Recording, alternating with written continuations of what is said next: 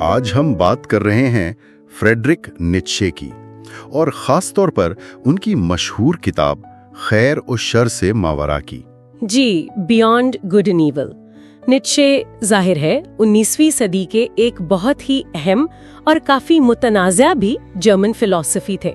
बिल्कुल, उनके ख्यालात ने तो जैसे फ़लसफ़े, अखलाकियात, यहाँ तक के मजहब पर भी गहरे सवालात उठाए।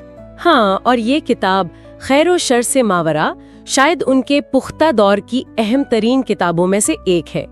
इसमें वो रिवायती फ़लसफ़े और अखलाकियात पर सख्त तनकीद करते हैं। तो आज हम इसी किताब के कुछ बुनियादी नुकात को समझने की कोशिश करेंगे। अच्छा, तो शुरुआत कहाँ से करें? नीत्शे की सबसे पहली तनकीद क्या थी? वो शुरू करते हैं फिलसफियों के तासुबात से। वो कहते हैं कि ज़्यादातर फिलॉसफी जो निज़ाम बनाते हैं वो असल में उनके अपने गैर शऊरी तासुबात का अक्स होता है। अच्छा, मतलब वो जिसे सच्चाई कहते हैं वो असल में उनकी अपनी ख्वाहिश होती है? जी बिल्कुल। नीत्शे का कहना था कि फ़लसफ़ी अक्सर पहले से तय कर लेते हैं कि क्या सच होना चाहिए और फिर दलाइल से उसे साबित करने की कोशिश करते हैं। वो तो सच्चाई की ख्वाहिश पर ही सवाल उठा देते हैं। ये तो बहुत ही बुनियादी सवाल है। क्या सच्चाई हमेशा बेहतर होती है? हाँ, वो पूछते हैं कि क्या कभी झूठ या गैर यकीनी सूरत हाल या लाइल्मी जिंदगी गुजारने के लिए ज्यादा मुफीद नहीं हो सकती? वाह, तो क्या वो किसी खास फिलॉसफी का नाम भी लेते हैं सिलसिले में? जी, वो कांट और अफलातून पर खासी तनकीद करते हैं। जैसे कांट के वो तसव्वुरात जिन्हें वो सिंथेटिक जजमेंट्स ए प्रायोरी कहते हैं, यानी वो सच्चाइयाँ जो तजर्बे के बगैर ही दुरुस्त मानी जाती हैं। हाँ, याद है। नीत्शे पूछते हैं कि हमें उन पर यकीन करने की जरूरत क्यों है? क्या ये महज जिंदा रहने के लिए जरूरी फरेब तो नहीं? और अफलातून के बारे में? अफलातून के बारे में वो कहते हैं कि ईसाइयत एक तरह से अवाम के लिए अफलातूनियत है, यानी अफलातून के बुलंद और बाला ख्यालात का एक आसान अवामी वर्जन। अच्छा, तो फलसफियों के उन तासबात पर सवाल उठाने के बाद नीत्शे अपना कौन सा मरकजी ख्याल पेश करते हैं? वो कुव्वते इरादी की बात करते हैं, विल टू पावर। ये क्या चीज़ है?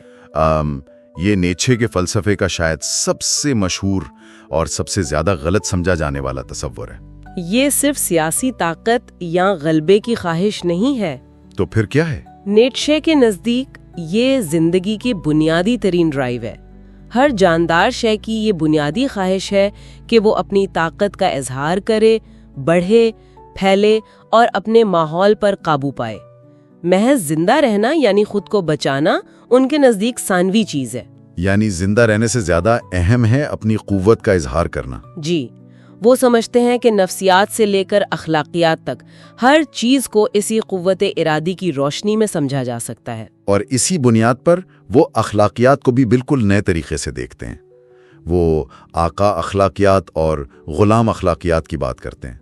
ये क्या तकसीम है? हाँ, ये एक बहुत अहम तफरीक है। आका अखलाकियात यानी मास्टर मोरालिटी उनके मुताबिक ताकतवर, खुद एतमाद, हुक्मरान तबकों से पैदा होती है। ये लोग खुद कदरें तख्लीक करते हैं। इनके लिए अच्छा क्या है? उनके लिए अच्छा वो है जो ताकतवर हो, जो काबिल फ़ख्र हो, जो बुलंद हो। कमज़ोरी, आजिज़ी, हमदर्दी ये सब उनके नज़दीक बुरा है। अच्छा, और गुलाम अखलाकियात? वो स्लेव मोरालिटी मजलूम, कमज़ोर, दबे हुए तबकों से जन्म लेती है। चूंकि ये लोग ताकतवर का मुकाबला नहीं कर सकते तो वो उन चीज़ों को अच्छा करार देते हैं जो उनकी बका में मदद दें, जैसे हमदर्दी, सब्र, इनकिसारी, रहमदिली। तो जो आका के लिए बुरा था वो गुलाम के लिए अच्छा बन गया। बिल्कुल। नीत्शे उसे इक़दार की अजीम तब्दीली या ट्रांसवैल्यूएशन ऑफ वैल्यूज कहते हैं। वो कहते हैं कि गुलाम अखलाकियात ने आका अखलाकियात की कदरों को उलट दिया है, और वो इसकी मिसाल यहूदी तारीख और फिर ईसाइयत में देखते हैं कि किस तरह कमजोरी को खूबी बना दिया गया। जी, उनके नुक्ता नजर से हाँ, उन्होंने रोमी इक़दार, ताकत, फ़ख्र को गुनाह करार दिया और अपनी इक़दार, आजिज़ी, मोहब्बत को नेकी बना दिया। ये तो बहुत रैडिकल सोच है। इसी तनाजुर में वो फिर आज़ाद रूह या द फ्री स्पिरिट की बात करते हैं। ये कौन लोग हैं? ये मुस्तकबिल के फिलोसोफर हैं। یہ وہ لوگ ہیں جو ہر قسم کی مروجہ سچائیوں اور اخلاقیات پر سوال اٹھانے کی جرات رکھتے ہیں۔ یہ صرف آزاد خیال فری تھنکرز نہیں ہیں جن پر نیچے تنقید کرتا ہے کہ وہ بھی جدیدیت اور جمہوری سوچ کے غلام ہیں۔ اچھا، تو یہ آزاد خیالوں سے بھی آگے ہیں؟ جی، ان کے نزدیک حقیقی آزاد روحیں بہت کم ہیں۔ یہ تجربہ کرنے والے ہیں، آزمانے والے ہیں، جو نئے راستے تلاش کرتے ہیں، نئی قدریں تخلیق کرنے کی کوشش کرتے ہیں۔ یہ ریوڑ سے الگ چلتے ہیں۔ سمجھا۔ تو یہ وہ لوگ ہیں جو کسی بھی نظام کے اندھے پیروکار نہیں بنتے۔ ہاں، وہ مسلسل سوال کرتے ہیں، تلاش میں رہتے ہیں۔ آخر میں نیچے مذہب، خاص طور پر عیسائیت اور پھر جدید دور کے تصورات جیسے جمہوریت، مساوات، ان سب پر بھی سخت تنقید کرتے ہیں۔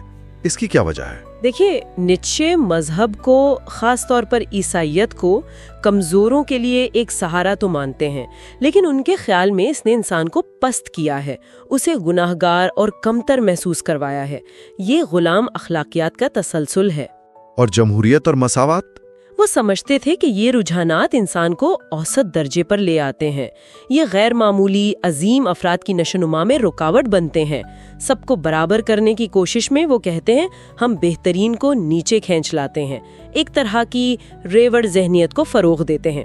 حالانکہ وہ قوم پرستی سے اوپر اٹھ کر اچھے یورپی بننے کی بات بھی کرتے ہیں۔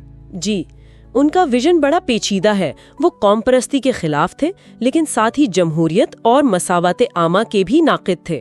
تو اگر ہم اس ساری گفتگو کو سمیٹیں، خیر و شر سے ماورا میں نیچے نے بنیادی طور پر کیا کیا؟ مختصراً یہ کہ انہوں نے فلسفے، اخلاقیات اور مذہب کی جڑوں پر سوال اٹھایا۔ انہوں نے ہمیں قوت ارادی، آقا اور غلام اخلاقیات اور آزاد روح جیسے تصورات دیے تاکہ ہم اپنی سوچ کے انداز پر ہی غور کریں۔ اور یہ خیالات آج بھی اتنے ہی پرووکیٹو ہیں، اتنے ہی چیلنجنگ۔ بالکل، ان پر بحث جاری ہے۔ تو چلیں اپنے سامعین کے لیے ایک آخری سوال چھوڑتے ہیں جس پر وہ غور کر سکیں۔ کیا یہ ممکن ہے، جیسا کہ نیچے نے اشارہ دیا، کہ ہماری سب سے پیاری سچائیاں، ہماری گہری ترین اخلاقی اقدار اصل میں مطلق حقیقتیں نہ ہوں، بلکہ صرف زندہ رہنے اور پھلنے پھولنے کے لیے بنائے گئے مفید فریب ہوں؟